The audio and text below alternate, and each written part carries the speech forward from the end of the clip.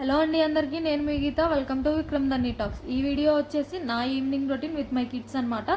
So daily అయితే evening routine ఇలానే ఉంటుంది. ప్రతిరోజు కూడా పిల్లల్ని అయితే 4:30 అవ్వగానే బయటకు అయితే తీసుకొస్తాను. అంటే డే టైంలో ఇప్పుడు కొంచెం ఎండలు ఎక్కువగా ఉన్నాయి కదా, సో అందుకని చెప్పేసి డోర్స్ అన్నీ అయితే క్లోజ్లో పెట్టేస్తాను, విండోస్తో సహా. కొంచెం కూల్గా ఉంటుంది, డోర్స్ క్లోజ్ చేస్తే వేడిగాలు రాకుండా ఉంటుంది అని చెప్పేసి. సో అలాగే ఈరోజు కూడా డోర్స్ అయితే ఫుల్ క్లోజ్లో అయితే ఉంచేసాను. డైలీ అయితే 4:30 అవ్వగానే బయటకు అయితే తీసుకొస్తాను అని అయితే చెప్పాను కదా. సో బయటకు తీసుకొచ్చినప్పుడు పిల్లలకి ఏదో ఒకటి అయితే ఫుడ్ అయితే పెడతాను, బయట ఆడుకుంటూ తింటారు. ఈవినింగ్ టైం డిన్నర్ అయితే విక్రమ్ అస్సలు సరిగ్గా చేయడం అనమాట. సో ఇలాగ బయట ఏదన్నా ఫుడ్ 4:30 ఆ టైంలో తిన్నా కూడా, ఈవినింగ్ తిన్నా తినకపోయినా కూడా అంత ఇబ్బంది ఉండదు. ఒకవేళ ఇప్పుడు అస్సలు తినకుండా ఉన్నాడు అంటే, ఈ టైంలో కూడా తినకుండా అండ్ నైట్ డిన్నర్ కూడా చేయకుండా ఉన్నాడు అంటే మాత్రం నైట్ సరిగ్గా నిద్రపోడు, మమ్మల్ని కూడా పడుకోనివ్వడు. సో పద్దాకులు అయితే లేచి ఏడుస్తూ ఉంటాడు నిదట్లో. సో అందుకని చెప్పేసి ఈ టైంలో అయితే ఏదో ఒకటి పెడతాను. నైట్ తింటాడో తిండో తర్వాత విషయం. అందుకని చెప్పేసి ముందు ఈ టైంలో అయితే కంపల్సరీగా ఫుడ్ ఏదో ఒకటి అయితే పెడతాను. సో స్నాక్స్ చేసిన రోజైతే స్నాక్స్ ఏదో ఒకటి పెడతాను.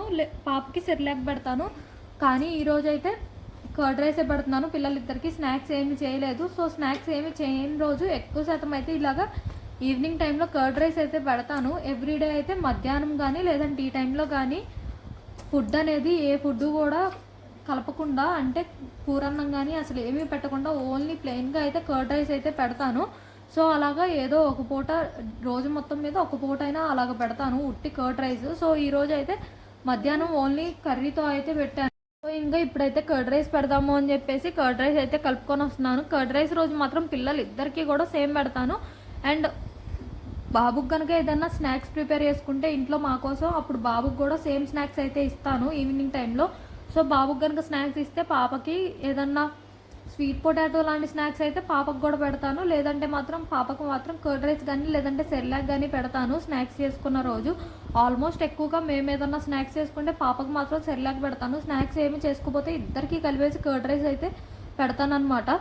రోజుట్లాగే ఈరోజు కూడా పిల్లల్ని అయితే బయటకు తీసుకెళ్ళి ఆడిపిద్దాము అని చెప్పేసి మామూలుగా అయితే జస్ట్ డోర్ అయితే ఓపెన్ చేశాను, నార్మల్ డోర్స్ ఓపెన్ చేశాను. అండ్ మెస్ డోర్ అయితే ఇంకా ఓపెన్ కూడా చేయకముందే పాపకైతే అర్థమైపోయింది ఈవినింగ్ అయిపోయింది, ఇంకా మేము బయటకు వెళ్ళి ఆడుకునే టైం అని చెప్పేసి.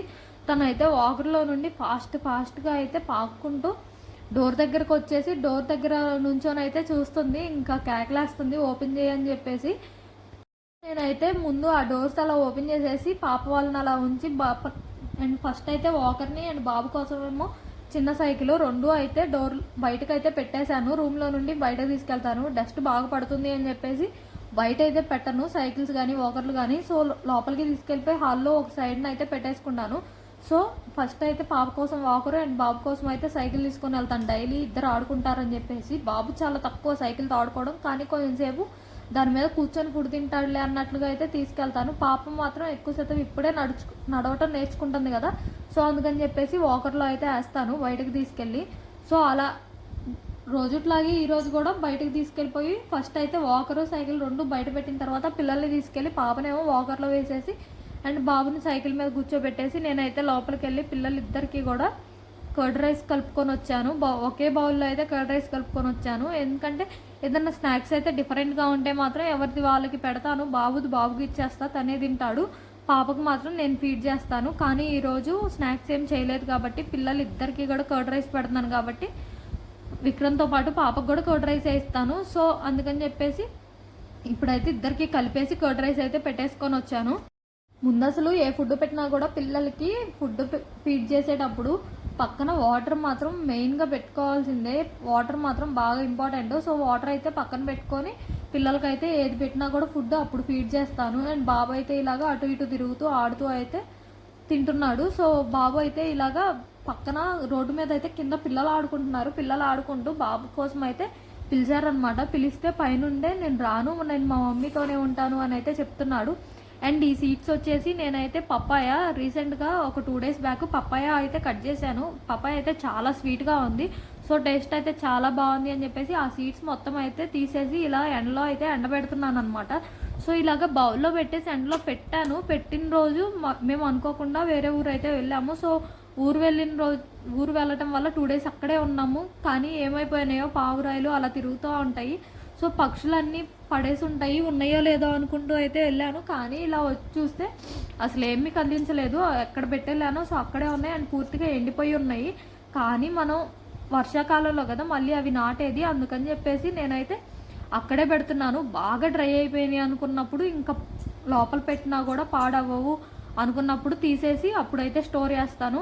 అప్పుడు వరకు అయితే ఇలాగే బయటే ఎండలో అయితే ఉంచుతాను. ఇంకొక 10 days వరకు ఉంచుతాను. ప్రజెంట్ ఇప్పుడే ఆల్రెడీ ఎండిపోయినాయి, కానీ నేనైతే ఇంకొక 10 days వరకు బయట ఉంచుతాను. ఎందుకంటే లోపల కూడా ఏ పచ్చి అనేది లేకుండా, తడి లేకుండా పూర్తిగా ఎండిపోయింది అనుకోండి, అప్పుడైతే తర్వాత కవర్లో కానీ దేంట్లో అన్నా స్టోర్ చేసుకున్నా కూడా ఇంకా అవి బూజు పట్టడం కానీ పాడైపోవడం కానీ అలా అవ్వకుండా ఉంటాయి. మళ్ళీ అయితే రైనీ సీజన్ ఇంకా 4 months తర్వాత ఎప్పుడు మేము అవన్నీ చల్లేది. సో మా ల్యాండ్ దగ్గర చల్లుకోవచ్చులే అని చెప్పేసి ఇలా అయితే స్టోర్ చేస్తున్నాను. అప్పుడు వరకు ఉండాలి కాబట్టి సో పూర్తిగా ఎండిపోయే వరకు ఇంకో 10 days వరకు ఇలానే బయట పెట్టి అయితే ఉంచుతాను.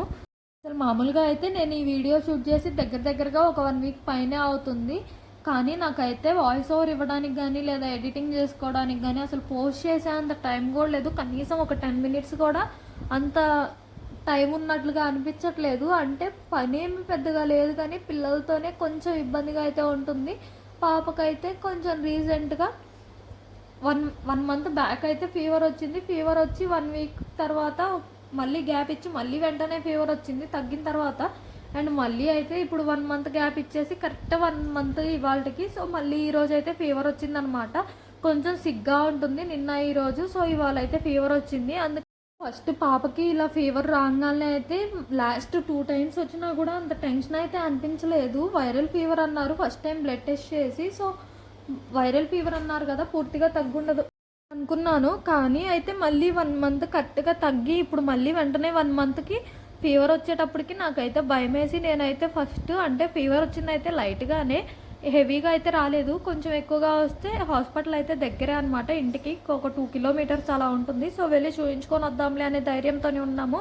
కానీ కంటిన్యూస్గా ఎందుకు వస్తుంది, డాక్టర్ కూడా ఏం లేదని చెప్తున్నారు, వెళ్ళినా అదే చెప్తున్నారు, అదే మెడిసిన్ ఇస్తున్నారు కదా అని చెప్పేసి నేనైతే ముందు నెట్లో అండ్ గూగుల్లో వీటిలో అయితే సెర్చ్ చేయడం స్టార్ట్ చేశాను. సెర్చ్ చేస్తుంటే ఏం ఉండదు, పిల్లలు కొంచెం పెరిగే టైంలో అలాగా వస్తూ ఉంటాయి, వచ్చినా మంచిదే, కానీ యాంటీబయాటిక్స్ ఎక్కువగా ఇవ్వద్దు అని అయితే చెప్తున్నారు. ఇంకొక వీడియోలో అయితే ఇమ్యూనిటీ పవర్ కొంచెం పెరిగేటప్పుడు ఇలా పిల్లలకి ఫీవర్ వస్తూ ఉంటుంది, పద్దాకులుగా అలాగా 2-3 times వస్తూ ఉంటుంది. కొంచెం ఆ టైంలో ఇమ్యూనిటీ పవర్ కూడా పెరుగుతుంది అని అయితే చెప్పారు. కొంచెం ఆ వీడియో చూసిన తర్వాత అయితే ధైర్యం వచ్చింది. సో ఫీవర్ అయితే కొంచెం మార్నింగ్ నుండి ఈవినింగ్ వరకు ఉంది, కానీ ఇప్పుడైతే కంట్రోల్లోకి వచ్చింది. ఫీవర్ అయితే ఇప్పుడైతే లేదు. పాప కూడా కొంచెం యాక్టివ్గా అయితే ఉంది. పాపకు కూడా ఇంకా పర్లేదు కాబట్టి ఇప్పుడైతే ప్రశాంతంగా కూర్చొని పిల్లల్ని పడుకోబెట్టేసి ఎడిటింగ్ చేసుకుంటూ వాయిస్ ఓవర్ అయితే ఇస్తున్నాను. నార్మల్గా అయితే పిల్లలు డైలీ మధ్యాహ్నం అయితే 1 to 2 hours వరకు అయితే పడుకుంటారు.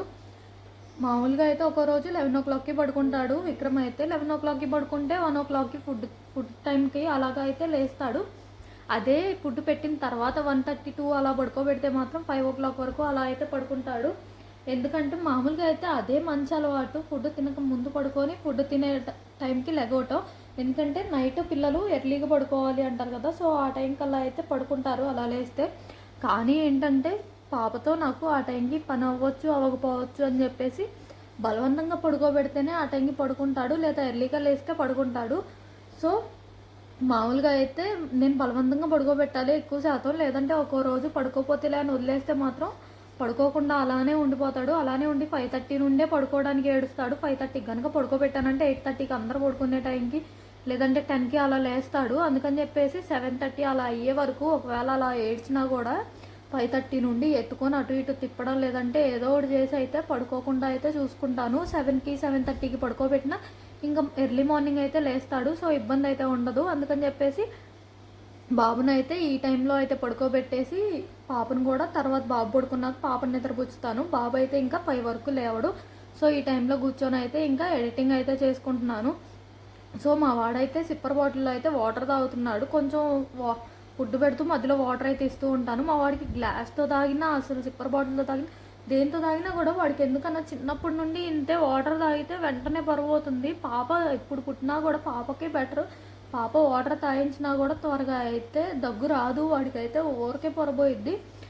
కొంచెం వాటర్ తాగినా కూడా దగ్గుతాడు. కానీ పాపకు కూడా ఎక్కువ వాటర్ వెళ్ళినాయి అంటే అప్పుడు మాత్రమే తగ్గుతుంది. కానీ వాడితో మాత్రం చాలా ఇబ్బంది పడ్డాను చిన్నప్పుడు అయితే. కానీ ఇప్పుడైతే ఫుల్ హ్యాపీ, వాళ్ళ అల్లరి చూసుకుంటూ ఫుల్ హ్యాపీగా ఉంటాను. అప్పుడప్పుడు చిన్న చిన్నగా కొడుతూ కూడా ఉంటాను.